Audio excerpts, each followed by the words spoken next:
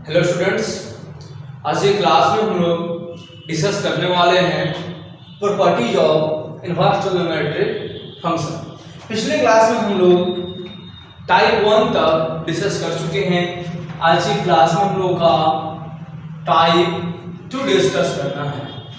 देखिए, type 2 discuss करने के लिए आपको सबसे पहले जरूरत पड़ेगी राइट एंगल ट्रायंगल की। आइए हम एक राइट एंगल ट्रायंगल ले लें। सपोज कीजिए A B C right angle triangle हमने क्या लिखा, let A B C is a right angle triangle, okay. And angle C को आप थीटा कर सकते हैं, वैसे एंगल ए को भी, कोई भी एक्यूट एंगल को आप थीटा ले सकते हैं।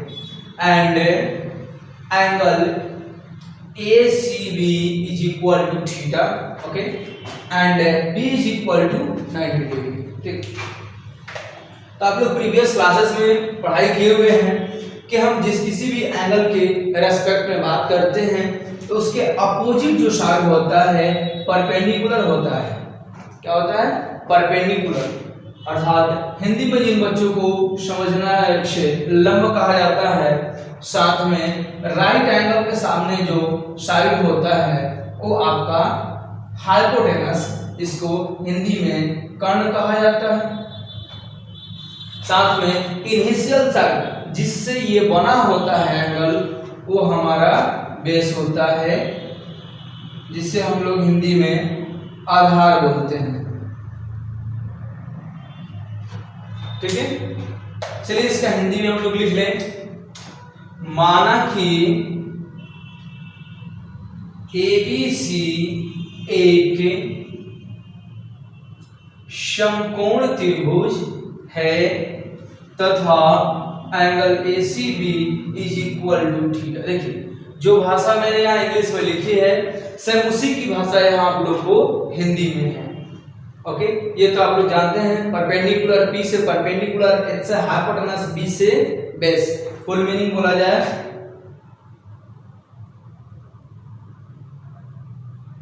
परपेंडिकुलर बेस एंड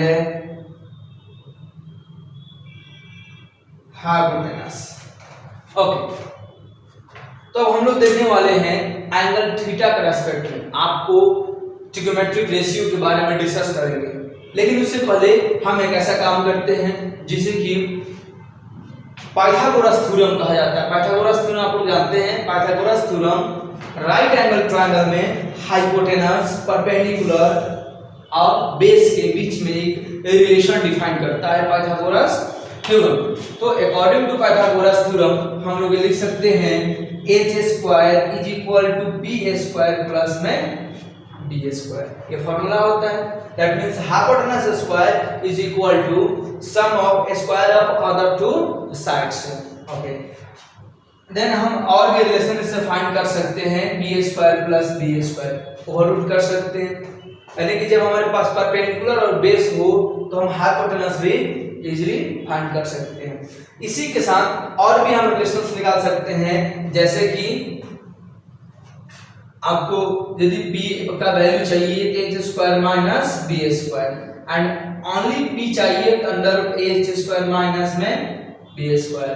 एक और रिलेशन होता है आप लोग का h square is equal b square is equal to h square minus p square and b is equal to under h square minus p square. Total बस यही पाइथागोरस थ्योरम, बस ये पाइथागोरस थ्योरम है।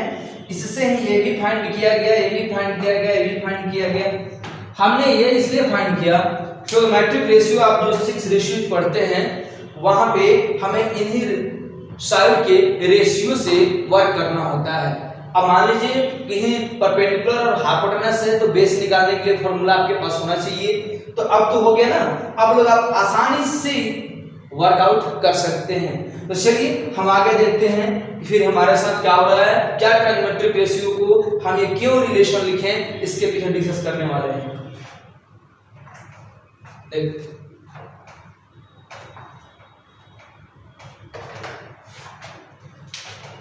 अकॉर्डिंग टू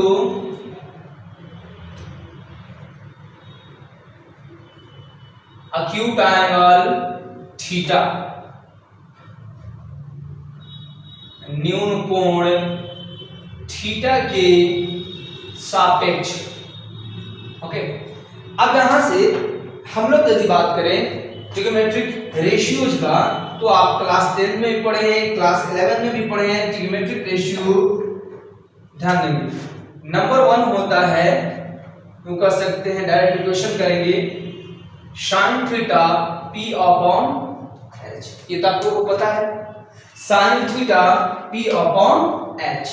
ओके, एक काम कीजिए, अभी यदि हम थीटा को सिंगल कर लें, दैट मींस इस थीटा को हम सिंगल करें तो हमें क्या मिलेगा। वैसे मैंने आपको पढ़ाया है, if sin x is equal to y then imply x is equal to sin inverse y। ये आप लोग पहले पढ़ाई कर चुके हैं इनवर्स ट्रिग्नोमेट्री में। तो देखिए, अब इसे हम थीटा को सिंगल कर देते हैं तो हमें क्या मिलता है, sin inverse p upon h। Equation number theta के रेस्पेक्ट में sin inverse p upon h। Okay, second thing होता है cos थीटा, ये होता है बाबू b अपॉन h। यहां भी थीटा को सिंगल करें तो मिलता है cos inverse b upon h। Equation second. Third हम लोग ये जानते हैं tan theta p upon b। यहां भी यदि हम थीटा को सिंगल कर दे बाबू तो tan inverse p upon b, equation number 3। Next हम ये भी जानते हैं साथ में cot के लिए, cot theta b upon p, theta cot inverse b upon p, equation number 4। देखिए, अभी 4 इक्वेशंस हो गए हमारे लिए, और भी है ना, देखते हैं।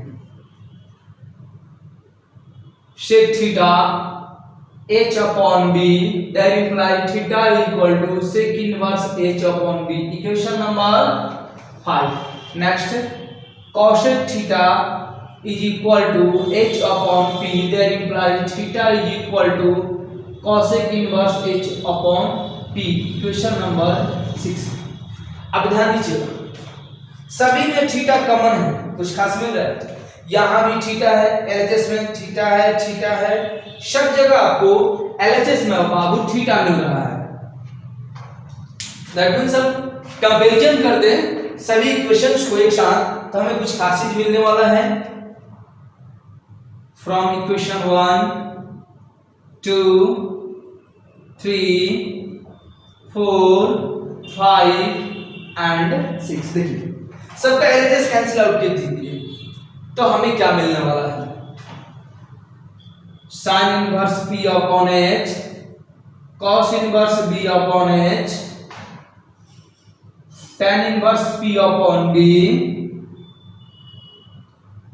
cot inverse b upon b, sec inverse h upon b, cosec inverse h upon b। That means सभी वैल्यूज एक दूसरे के इक्वल हो गए। अब ये मैंने क्यों निकाला, यही आपका थर्ड टाइप था, सॉरी सेकंड टाइप था, जिसमें कि हम लोग एक साथ सभी को कंपैरिजन कर सकते हैं। अब इसका कहां काम होगा इसको भी देखेंगे। इससे करके भी क्वेश्चंस आएंगे साइन कॉस इनवर्स, तो कॉस इनवर्स को साइन में चेंज करना है तो बहुत इजी है, कॉस इनवर्स का वैल्यू b अपॉन h है, आप b फाइंड कर लीजिए and sine inverse b upon direct लिखिए और आपका आंसर आ सकता है। ठीक है, तो चलिए यही आप लोगों का थ्योरम था। कोई भी हो, सभी जितने भी है साइन, कॉस, टैन, कॉट, सेक, कोसेक, ये सभी एक दूसरे के साथ जुड़े हुए हैं, एक सेम इक्वेशन में, एक से मेन लाइन में एक दूसरे के साथ जुड़े हुए हैं। हम जिससे भी चाहें, जिसको भी चाहें फाइंड कर सकते हैं। चलिए इसको हम एक बार एक साथ लिख लेते हैं, तो फिर आप लोगों को प्रॉब्लम होगा।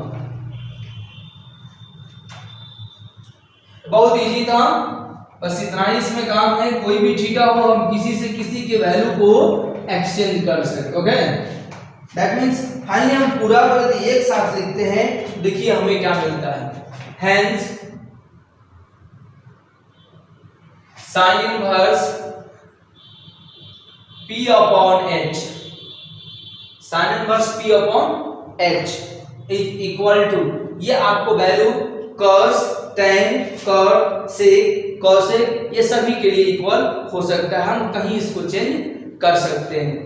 दैट मींस अब हम चाहें तो इसको किसी भी प्रकार से यहाँ लिख सकते हैं। इसमें हम एक टाइप, इसमें भी हम 1 नंबर यहाँ बनाने वाले हैं, sign inverse p upon h हो, और यदि आपको बाकी किसी में भी चेंज करना हो जैसे cos में, तो cos में इसका फॉर्मूला b अपॉन h होगा, tan में इसका फॉर्मूला p अपॉन b होगा, cot में इसका फॉर्मूला b अपॉन p होगा, एंड जब आप इसको साइन इनवर्स को सेक में चेंज करोगे तो h अपॉन b होगा, एंड कॉसेक में चेंज करोगे h अपॉन b होगा।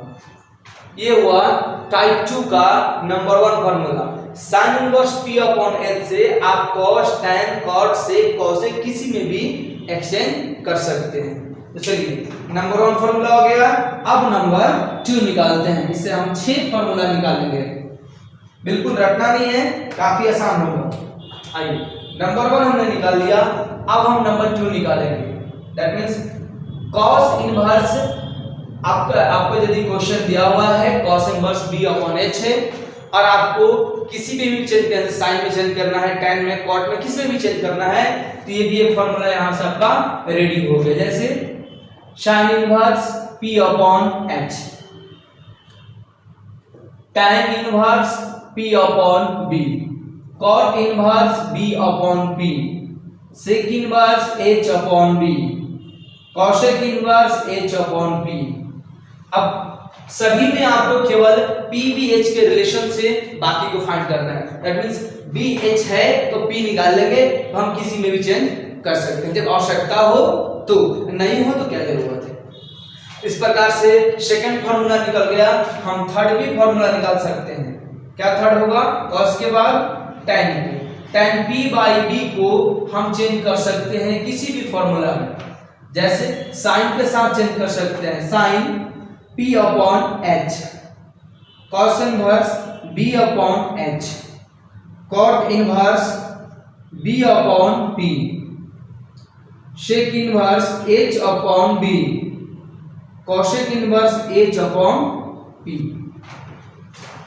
तो देखिए फॉर्मूला निकला आप लोगों के लिए। नंबर 1 साइन इनवर्स के लिए, cos इनवर्स के लिए, tan इनवर्स के लिए, और 3 निकालेंगे हम cot के लिए, sec के लिए और cosec के लिए। फाइंड कर सकते हैं, हम जनरली फाइंड कर सकते हैं।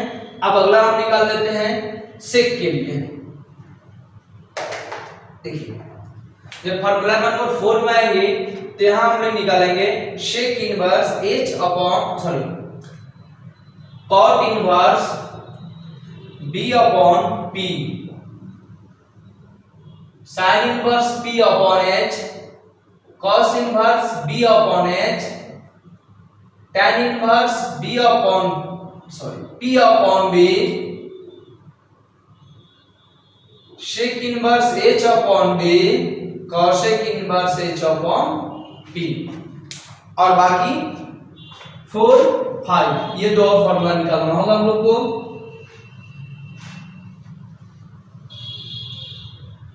इसलिए हम फॉर्मूला नंबर 5 काउंट कर सकते हैं, जो कि होगा हमारा sec inverse h upon b के लिए हम फॉर्मूला ड्राइव कर रहे हैं। साइन में चेंज करना हो p अपॉन h, cos में चेंज करना हो b अपॉन h, tan में चेंज करना हो p अपॉन b, cot में चेंज करना हो b upon p, and cosec में चेंज करना हो तो h अपॉन p।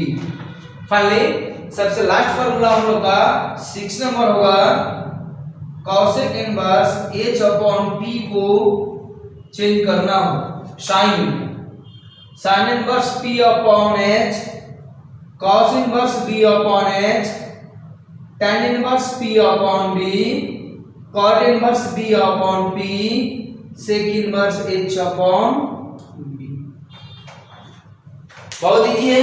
आप ये 6 फार्मूला किसी को भी नहीं रटना है। ये 6 फार्मूला तो है, हमने ड्राइव किया, सबको अलग अलग किया, बट न रटना नहीं है किसी को भी। मैंने जो शुरू में इक्वेशन ड्राइव किया था, सबको एक साथ रिलेटेड किया था, बस उसी मैनर से सब कुछ निकल जाएगा।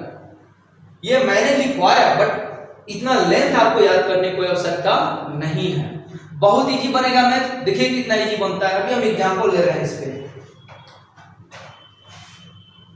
अब इसमें एग्जांपल कर लिया जाए, बेहतर, काफी आसान होगा मैथ, बहुत इजी मैथ होंगे आप ले लिए, बहुत इजी। तो फाइनली स्टूडेंट्स आपको माइंड में बस एक ही रहना है, लास्ट में हेंस आपके पास इतना फार्मूला था, हमने 6 फार्मूला देखा, बट 6 को रट के नहीं रखेंगे, रिमेंबर नहीं करेंगे, हम उसे समझेंगे डायरेक्ट। बस एक ही चीज रखेंगे अपने माइंड में, sin inverse p upon h equal to हो सकता है cos inverse b upon h के इक्वल टू होगा tan inverse p upon b के इक्वल टू होगा cot inverse b upon b, sec inverse h upon b, cosec inverse h upon b। बस यही एक रिलेशन आप लोग हमेशा माइंड में याद रखो। कोई भी ऐसा क्वेश्चन नहीं है जो कि नहीं बनेगा, सारा क्वेश्चन 100% बनेगा। आइए हम एग्जांपल करें। Example number 1, let sin cos inverse 12 upon 30। अब देखिए आपको मैंने पिछले टाइप 1 में मैंने ये पढ़ा है sin inverse x is equal to x, right?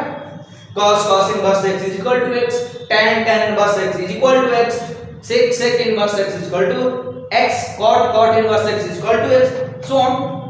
But एक बात का ध्यान दीजिए, यहां पर क्या है, यहां तो साइन, यहां cos इनवर्स हो गया, प्रॉब्लम सेम रहेगा तो ही नहीं कैंसिल हो सकता है। अब तो यहां cos है, थोड़ा भी नहीं घबराना है, बिल्कुल नहीं, बिल्कुल आसान है। आप यहां से देखिए cos इनवर्स हमेशा b अपॉन h होता है, क्लियर? तो हम इसको लेंथ बनाना चाहें लॉन्ग में, लिख सकते हैं since cos inverse 12 upon 13 is equal to cos inverse b upon h, clear? Therefore आपका b का वैल्यू 12, h का वैल्यू 13। फाइनली आपको फाइंड क्या करना होगा, p। आप p फाइंड कर सकते हैं under root h square minus b square, under h का value 13 square minus 12 square. Finally 169,144 minus कर दीजिए 25, फाइनली 5, ये वैल्यू आपका p का हुआ। अब आप सिंबल देखिए, आपको करना क्या है, cos से sin बनाना है, तो sin का formula p upon h। Therefore लिख सकते हैं sin inverse p upon h is equal to sin inverse p का वैल्यू 5, h का वैल्यू 30, क्लियर?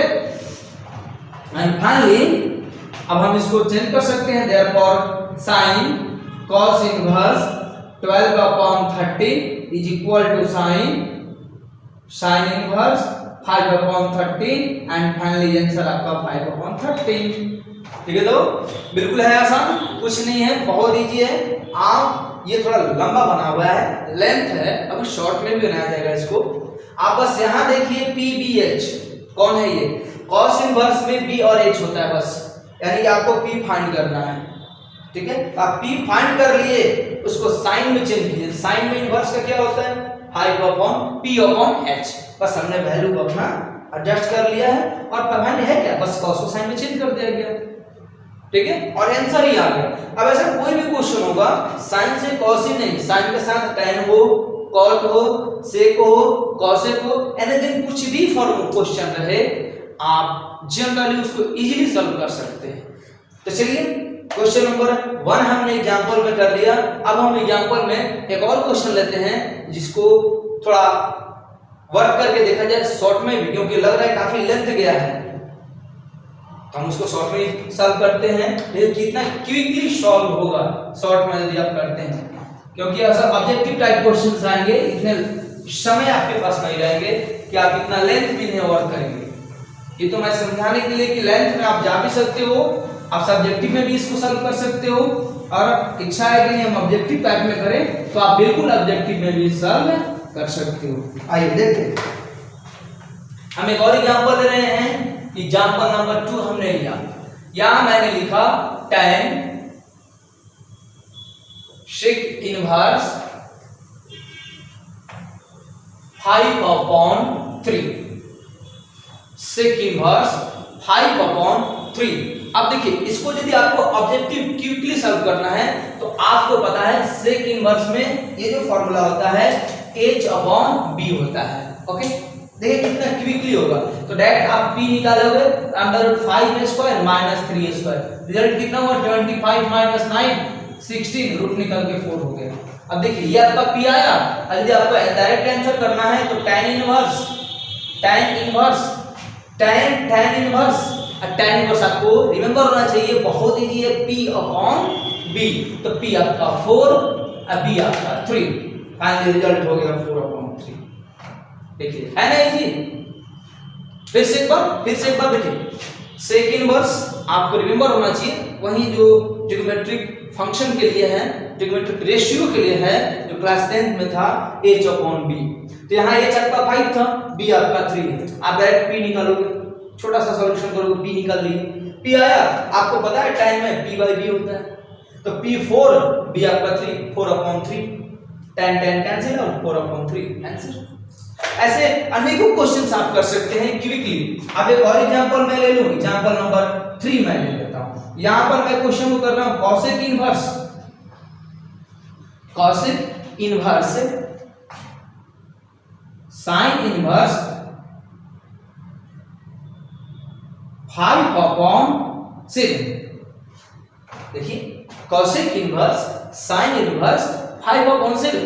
आपको पता है इस साइन इनवर्स का जो फॉर्मूला होता है p अपॉन h होता है, और कॉसेक का फॉर्मूला होता है, कॉसेक के लिए होता है h अपॉन b। मतलब कुछ नहीं, यहाँ तो b निकालना ही नहीं, बिल्कुल नहीं निकालना है, यहाँ p और h से ही काम करना है। ये भी देखना है निकालना है कि नहीं निकालना, बिल्कुल यहाँ बस उसको चेंज करके लिख देना है। ये होता है p अपॉन h, इसका होता है h अपॉन b। तो आप इसके रेस्पेक्ट में चेंज कर देंगे, यानी डायरेक्टली हम लिख सकते हैं कॉसेक इनवर्स 7/5, आपका आंसर हो गया 7/5। ये जरूरी नहीं है कि हर समय आपको b निकालना ही हो, कभी-कभी ऐसा भी क्वेश्चन आ सकता है जहां वैल्यू b का नहीं निकालना। हम डायरेक्ट भी कर सकते हैं, क्योंकि मालूम है sin inverse p upon h और cosec inverse h upon p, that means उसको पलट दीजिए, यानी न्यूमरेटर को डिनोमिनेटर हर को अंश को हर, है ना इजी। इस टाइप का कोई भी क्वेश्चन आएगा आप लोग जनरली सॉल्व कर सकते हैं। तो आप लोग अदर बुक से, एनसीईआरटी बुक के साथ साथ अदर बुक से भी टाइप 2 लेवल के जितने भी क्वेश्चन हैं आप घर पे करिए। नेक्स्ट क्लास में हम टाइप 3 लेकर आने वाले हैं।